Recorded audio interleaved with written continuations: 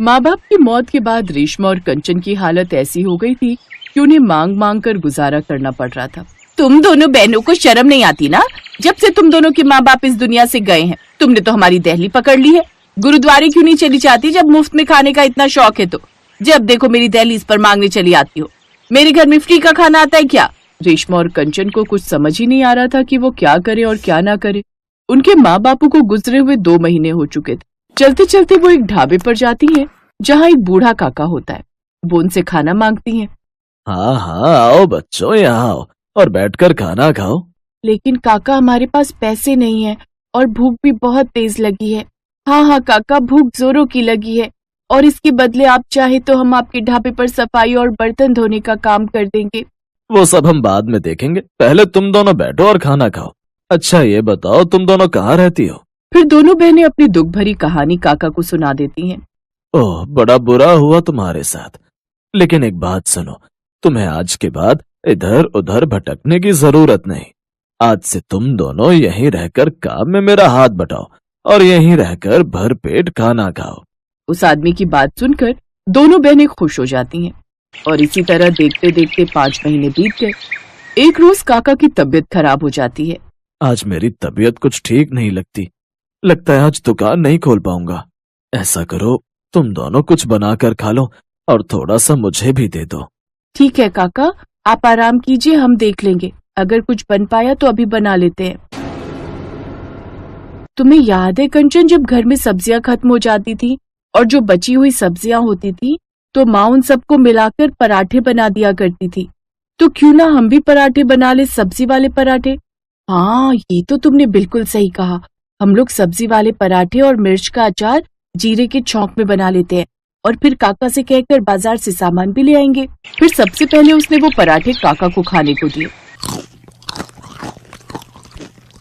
वाह, क्या स्वादिष्ट पराठे हैं, कितना स्वाद है इनमें। ऐसे स्वादिष्ट पराठे मैंने आज तक नहीं खाए। हाँ, लेकिन इतना जरूर कहूंगा, अगर ऐसे पराठे अपनी दुकान पर बिकने लगे ना तो धूम मच जाएगी। आप मजाक कर रहे हो ना काका? नहीं बिटिया, मैं सच कह रहा हूँ। तुम अभी बाजार जाओ और जो जो सामान तुमने इन पराठों में डाला था वो सब ले आओ और साथ में ये बढ़िया सा ऐसा अचार भी बना लेना।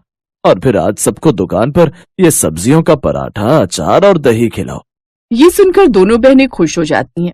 फिर वो भागकर जाती हैं और बाजार से सब्जियां ले आती हैं, जिसके बाद वो दही और अचार के साथ परोसती हैं। ये क्या पराठा? आज करी चावल, दाल चावल ये सब नहीं बनाया क्या? आज काका की तबीयत खराब है, इसलिए हमने पराठे बनाए हैं। चलो कोई बात नहीं, वैसे भी रोज हम एक ही तरह का खाना खा खा कर भी थक जाते हैं, इसी बहाने आज कुछ अलग खाने को मिलेगा। उनके पराठे खाकर सब ग्राहक बड़े खुश थे और वो एक के बाद एक और पराठे लिए जा रहे थे। शाम को वो दोनों घर आकर वो सब पैसे काका के हाथ में देती हैं तो काका बहुत खुश हो जाते हैं। अरे वाह, ये पैसे बता रहे हैं कि तुम दोनों के हाथ में कितना स्वाद है, क्योंकि इतनी कमाई तो पहले मेरी 3 दिन में होती थी, जितनी आज 1 दिन में हुई है। बहुत बढ़िया, आज से तुम दोनों बहनें यही काम करोगी और साथ में मैं तुम्हें तनख्वाह भी दूंगा। सच में काका, आपको हम पर यकीन है कि हम दोनों बहनें ये काम संभाल पाएंगी? मेरे हाथ में रखे ये नोट ही ये बताने के लिए काफी हैं कि तुम दोनों के हाथों में कितना स्वाद है। चलो, आज तुम दोनों बहुत थक गई होंगी ना, अब जल्दी से चलकर तुम दोनों खाना खाकर आराम कर लो और फिर सुबह की तैयारी कर लो। अब अगले दिन से दोनों बहनें सब्जियां उबाल कर उनके पराठे बनाना शुरू कर देती हैं। उनके हाथ की सब्जी के पराठे और अचार सबको बड़े पसंद आते हैं। अब उनका काम बहुत अच्छा चलने लगा। ऐसे ही 2 साल बीत जाते हैं। फिर काका का भी देहांत हो जाता है। काका का भी इस दुनिया में कोई नहीं था, इसलिए वो अपनी दुकान उन्हें दे जाते हैं। कंचन, अब तो अपने पास पैसे भी आने लगे हैं, तो क्यों ना हम अपनी झोपड़ी को हटाकर एक पक्का घर बना ले? हाँ दीदी, विचार तो अच्छा है, लेकिन आपके मन में अचानक ये विचार कैसे आ गया? तू अब बड़ी हो गई है तो कल को तेरा ब्याह भी तो करना है। अब लड़के वाले घर बार तो देखेंगे ना। अच्छा, तो मुझे यहाँ से भगाना चाहती हो? नहीं दीदी, अभी नहीं। अभी हम लोगों को बहुत मेहनत करनी है और सफल होना है। उसके बाद ही हम शादी के बारे में सोचेंगे। और हाँ, शादी करेंगे तो दोनों बहनें इकट्ठी करेंगे, नहीं तो सारी उम्र हम इस काम को ऐसे ही चलाएंगे। फिर दोनों बहनें आपसी सहमति से पक्का घर बनवाती हैं। उनकी इस कामयाबी की हर कोई बड़ी ही तारीफ कर रहा था। देखो तो, दोनों बहनों ने अनाथ होकर भी एक दूसरे का सहारा बनकर खुद को बहुत अच्छे से संभाल लिया है। सच में बहन ऊपर से सफल भी हो रही हैं। फिर कुछ दिन बाद दीदी, आजकल ये ऑनलाइन का सिस्टम चल पड़ा है, लोग ऑनलाइन ही खाना मंगवा लेते हैं। और आप वो लाल टी शर्ट वाले को देख रहे हो, आजकल लोग ऑनलाइन खाना बुक करवा लेते हैं और यही लोग उन तक पहुंचाते हैं। फिर नवीन नाम का एक लड़का जो वो उनकी सारी बातें सुन लेता है और उन्हें आकर इस काम के बारे में सब बताता है। देख लेना, तुम्हें इस काम में खूब फायदा होगा। बोलो, हाथ मिलाती हो? अब दोनों बहनें इस काम के लिए हाँ कर देती हैं। अब वो जल्दी ही बहुत कामयाब हो जाती हैं। फिर एक रोज नवीन उनके पास आया। मैं तुम दोनों के लिए एक बहुत ही अच्छी खबर लेकर आया हूँ।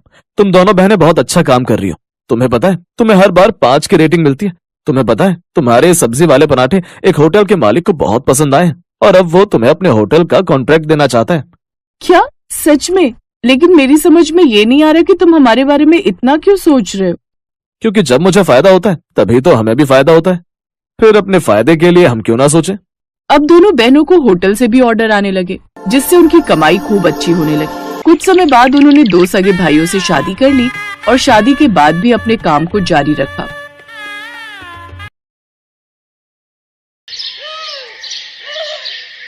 क्रांति अपनी 2 बेटियों रोशनी और प्रज्ञा के साथ एक किराए के कमरे में रहती थी।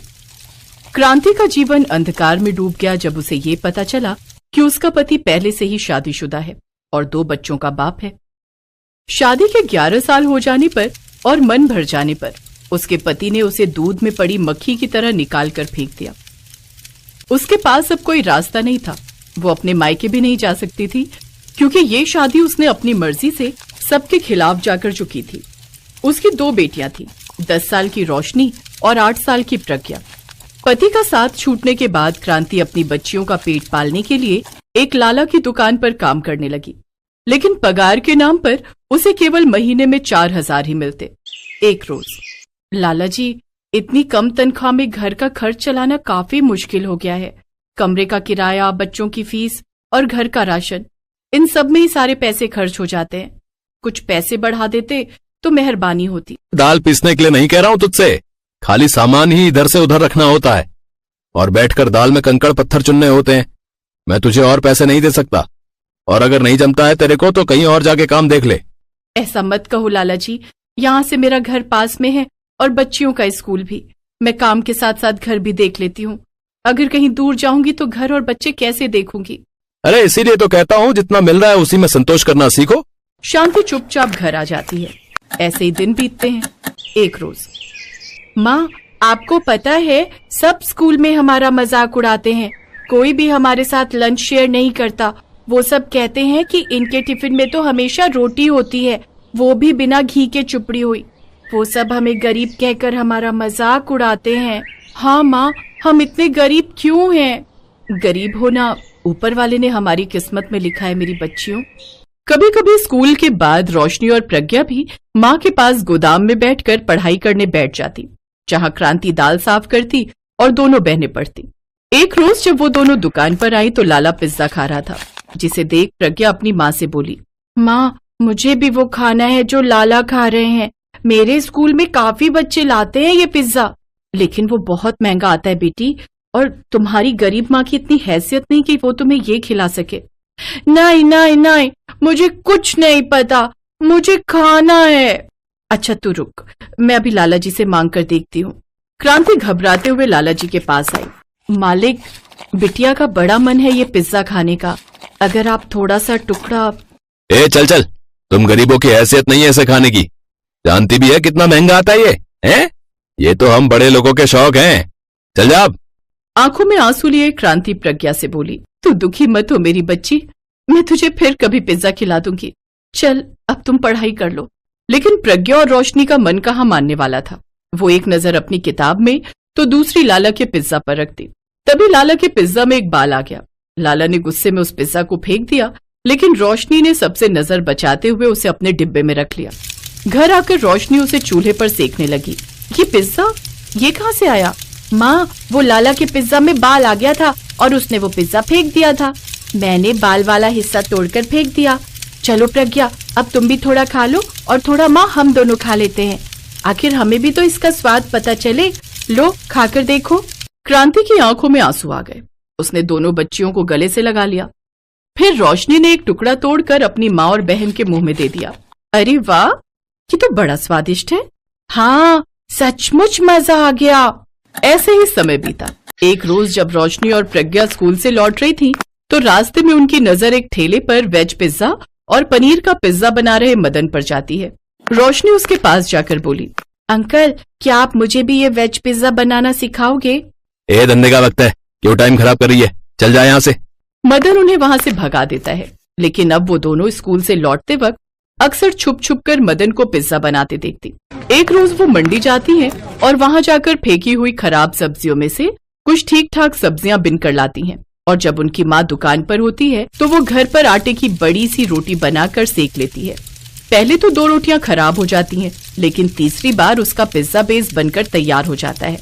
फिर उन सब्जियों को छोटा छोटा काट कर वो उस पर डाल देती है। पिज्जा जितना दिखने में खूबसूरत था, उससे कहीं ज्यादा वो खाने में लाजवाब था। वाह छोटी, हम तो पिज्जा बनाने में माहिर हो गए। ये वाला माँ के लिए रख देते हैं, वो खाएगी तो खुश हो जाएगी। उस रोज उन्होंने पेट भर पिज्जा खाया, लेकिन तभी दुकान से बिरजू भागता हुआ आया। रोशनी, प्रज्ञा, अरे जल्दी चलो, तुम्हारी माँ की तबीयत ठीक नहीं है। क्या क्या हुआ माँ को? वो अचानक से बेहोश हो गई है। वो सभी क्रांति को लेकर अस्पताल पहुंचते हैं, जहां डॉक्टर उसे बीपी लो की शिकायत बताते हैं। साथ ही कमजोरी के कारण उसे कुछ दिन के बेड रेस्ट पर रहने के लिए कहते हैं। अब से तुम्हें काम पर जाने की जरूरत नहीं है माँ, अब तुम बस आराम करो। हमने उस लाला को भी मना कर दिया है कि तुम अब उसके यहाँ काम नहीं करोगी। लेकिन मैं आराम करूंगी तो घर कौन संभालेगा? हम दोनों हैं ना माँ, अब आप बस आराम करो। क्रांति के पास रखे थोड़े से पैसों से वो पिज्जा बनाने का सामान लाती है। फिर दोनों सड़क किनारे बोरी पर ही पिज्जा बनाकर बेचने लगती हैं, क्योंकि ठेला खरीदने के लिए अभी उनके पास पैसे नहीं थे। वो जोर जोर से लोगों को आवाज देकर बुलाने लगती, आओ आओ प्यारे लोगों, आओ हमारा स्वादिष्ट पिज्जा खाओ। एक बार खाओगे तो बार बार आओगे। सिर्फ 50 रुपए के सस्ते दामों में खाओ। इतना सस्ता पिज्जा सुनकर कुछ लोग उनके पास आ जाते हैं और उनसे वो पिज्जा लेते हैं। पहले दिन उनकी थोड़ी सी कमाई हो जाती है। फिर एक औरत उनके पास आती है, एक वेज पिज्जा मुझे भी देना। वाह, इसमें तो क्या लाजवाब स्वाद है। ऐसा करो 4 पैक भी कर दो। उनका वेज पिज्जा सबको बहुत पसंद आया और उन दोनों बहनों का काम चलने लगा। लेकिन मदन उनसे चिढ़ने लगा। ये छोरियां क्या सोचती हैं? 2-4 सब्जियों से बना ये वेज पिज्जा बिक जाने से ये लड़कियां मेरी बराबरी कर लेंगी। कहाँ मेरा वेज और पनीर पिज्जा, और कहाँ इनका ये सब्जी वाला सिर्फ वेज पिज्जा। मदन को खुद पर खूब घमंड था। कुछ दिन बाद ही दोनों बहनों ने पुराना ठेला खरीद लिया और उस पर वेज पिज्जा बनाकर बेचने लगी, जिससे उनकी कमाई और भी ज्यादा बढ़ गई और उनका काम खूब अच्छा चलने लगा। उन लड़कियों की मीठी बोली और प्यारा स्वभाव, साथ में सस्ता और स्वादिष्ट पिज्जा खाकर लोग उनकी ओर आने लगे। रोशनी तवे पर पिज्जा बनाती और प्रज्ञा वो सबको परोसती जाती। वाह, क्या बढ़िया वेज पिज्जा बनाया है। क्या लाजवाब स्वाद है इसमें। उनकी कमाई देख मदन गुस्से में आकर उनसे बोला, ए लड़कियों, खबरदार, अगर कल से तुम दोनों ने अपना पिज्जा का ठेला यहाँ पर लगाया तो। क्यों नहीं बेच सकती हम यहाँ पर पिज्जा? क्योंकि तुम्हारा ये सस्ता सब्जी वाला 2 कौड़ी का पिज्जा देखकर मेरी दुकान पर कोई नहीं आता। मैं रोज सारा सामान घर ले जाता हूँ और तुम दोनों यहाँ बैठकर नोट छाप रही हो। लेकिन वो दोनों नहीं मानती और अगले दिन से वो फिर से पिज्जा बनाकर बेचने लगती है। मदन उनके ठेले पर जाता है और वहाँ खड़े ग्राहकों से कहता है, आप सब मेरे ठेले पर आइए, वहाँ आपको पनीर पिज्जा मिलेगा। आपको ये बेकार सब्जी वाला पिज्जा नहीं खाना पड़ेगा। तुम्हारे पिज्जा में तो रत्ती भर का स्वाद भी नहीं है जो स्वाद इसके इस वेज पिज्जा में है। न जाने क्या मिलाती हैं ये 2 कौड़ी की लड़कियां अपने इस वेज पिज्जा में। अब दोनों बहनें स्कूल से आते ही पिज्जा का ठेला लगाकर पिज्जा बनाती और दोपहर से रात तक बेचती रहती। उनके पास खूब ग्राहक आते। ये देख अब मदन से रहा नहीं गया और एक शाम जब दोनों बहनें काम समेटकर घर जाने लगी तो मदन एक बड़ा सा डंडा लाए और उनके ठेले को तोड़ फोड़ करके वहां से चला गया। तभी एक बड़ी सी गाड़ी वहां आकर रुकी, जिसमें से एक आदमी बाहर आया। अरे सुना है यहाँ कोई लड़कियां वेज पिज्जा बनाकर बेचती हैं। क्या आप बता सकती हैं उनका ठेला कहाँ है? ये सुनते ही दोनों बहनें रोने लगी। अंकल जी, हम ही यहाँ पिज्जा बनाकर बेचती थी, लेकिन एक अंकल ने हमारा सारा ठेला तोड़ दिया। उन्होंने उसे सारी बात बताई। फिर उस सेठ ने उनसे कहा, मैं एक आश्रम चलाता हूँ, मुझे वहां के 1200 बच्चों के लिए तुमसे पिज्जा बनवाना है। सारा सामान मैं तुम्हें खुद खरीद कर दूंगा। बस तुम दोनों हिम्मत मत हारो, क्योंकि तुम जैसे बच्चे ही इस देश के गरीब बच्चों का भविष्य हैं। वो सेठ बड़े ही दिलदार थे उन दोनों ने जो कुछ खोया था उससे कहीं गुना ज्यादा ही उन्हें मिला। दोनों ने अगले 2 दिन में 1200 पिज्जा अनाथ आश्रम में भिजवा दिए, जिससे उन्हें अच्छी कमाई हुई। अब उन्होंने एक नया ठेला खरीदा और फिर से उसी जगह पर पिज्जा बनाकर बेचने लगी। धीरे धीरे क्रांति भी पूरी तरह ठीक हो गई और अब वो भी अपनी बेटियों का इस काम में साथ देने लगी। उनके पास अब शादी पार्टियों के भी कई ऑर्डर आने लगे, जिससे वो अब दिन दुगनी रात चौगुनी तरक्की करने लगे। मदन भी समझ गया कि अच्छाई की जीत होकर ही रहती है, इसलिए उसने अब उन्हें परेशान करना बंद कर दिया और अपना काम बंद कर। Thanks for watching.